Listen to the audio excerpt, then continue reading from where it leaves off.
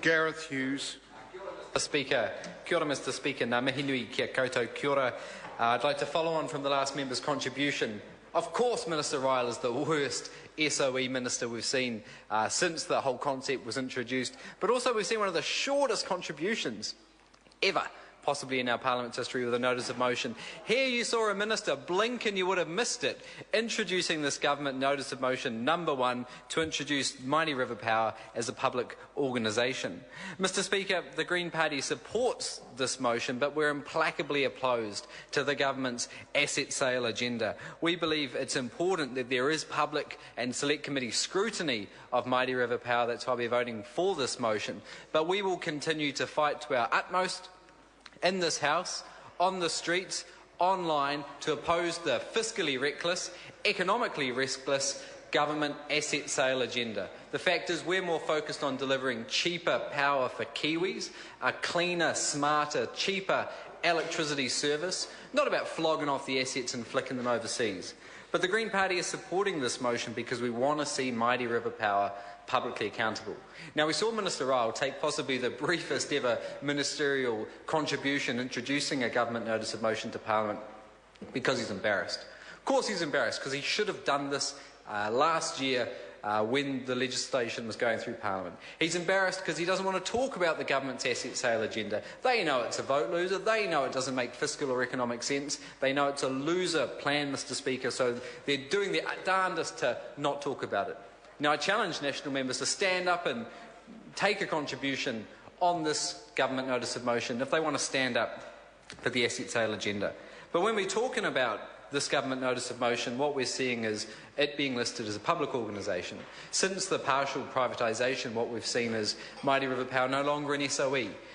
This means it's not, doesn't come under the ambit of the traditional Select Committee financial review process, and by including it as a public organisation, it will be publicly questioned, will be able to be included in the financial review debate because it will be a Crown entity and public organisation under the purposes of that debate.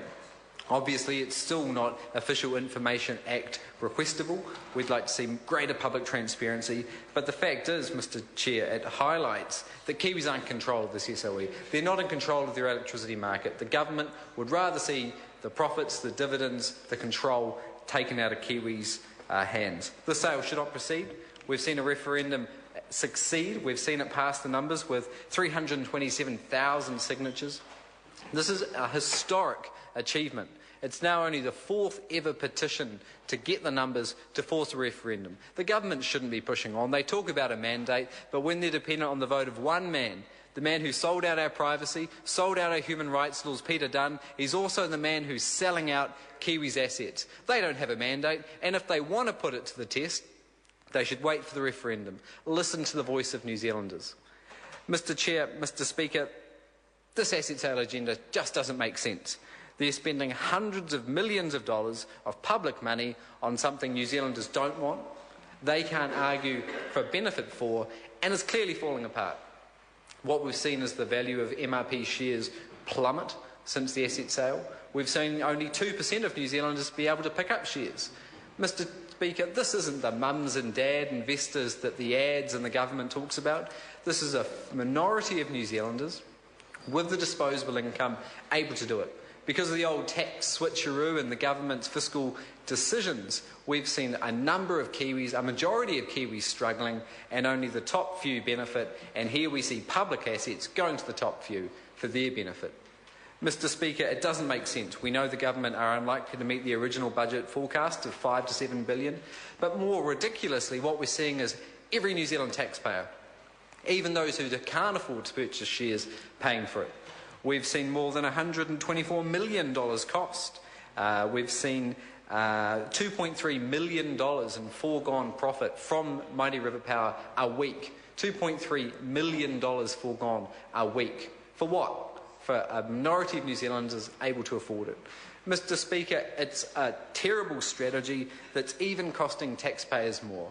When we saw well, we didn't see it because it all happened behind closed doors, but you can imagine the executives of Rio Tinto licking their lips in anticipation when the asset sale agenda was announced. Because Rio Tinto knew They had the government over a barrel because of the asset sale agenda. We saw John Key have to negotiate from a position of weakness with Rio Tinto because of the asset sale agenda.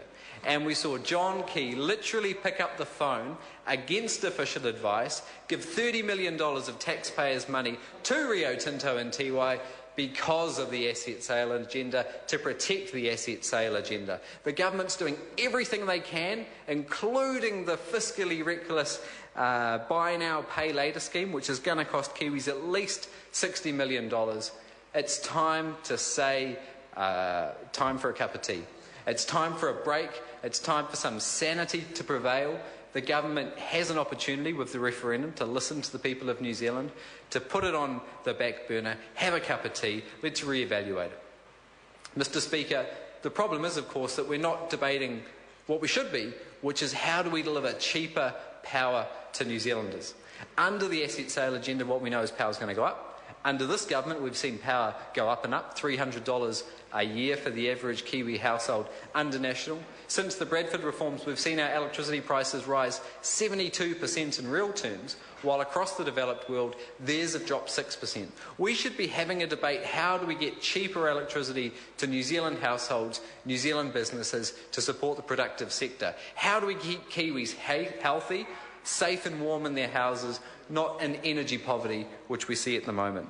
Keeping our assets in public ownership, we could have driven cheaper, cleaner electricity. We have a fantastic business opportunity as a country. Our strengths are never going to lie in competing with Saudi Arabia or Venezuela for oil. Our economic future depends on competing on our strengths, which is clean energy, which I note we've actually done pretty well in a recent ranking out today. Our strengths are in innovation, as we saw in the Cup. PricewaterhouseCoopers reckon we could see $23 billion economic opportunity from clean energy. If we had kept Mighty River Power and other SOE assets in public ownership, we could have supercharged our state-owned enterprises, coupled with private businesses, partnered with them to drive exports. What we know globally is the world's moving away from oil. In 2011, net capital investment in the electricity sector, for the first time ever in our planet's history, fossil fuels and nuclear was smaller than renewables. China, Europe, America are crying out for clean energy technology. We shouldn't be looking to the past, to the last century's fossil fuel economy. We should be prepared to cater to the coming century's economy. This is where we can build exports, it's where we can go jobs, and this we know, compared with oil, there's going to be more jobs, more profit staying in New Zealand, more sustainable prosperity for the long term in clean energy. And that's the greatest tragedy of the asset sale agenda. Taxpayers are forking out millions of dollars. Big multinational corporates have the government over a barrel, taking tens of millions of dollars out of Kiwi taxpayers' pockets. But we're missing the opportunity for cleaner, cheaper, smarter energy, building better exports for clean energy. This is our future, Mr. Speaker, and this is what the Greens will continue to champion. We're going to fight this agenda in the House, on the streets, online. Keep fighting for clean energy. Kia ora, Mr. Speaker. Dennis O'Rourke.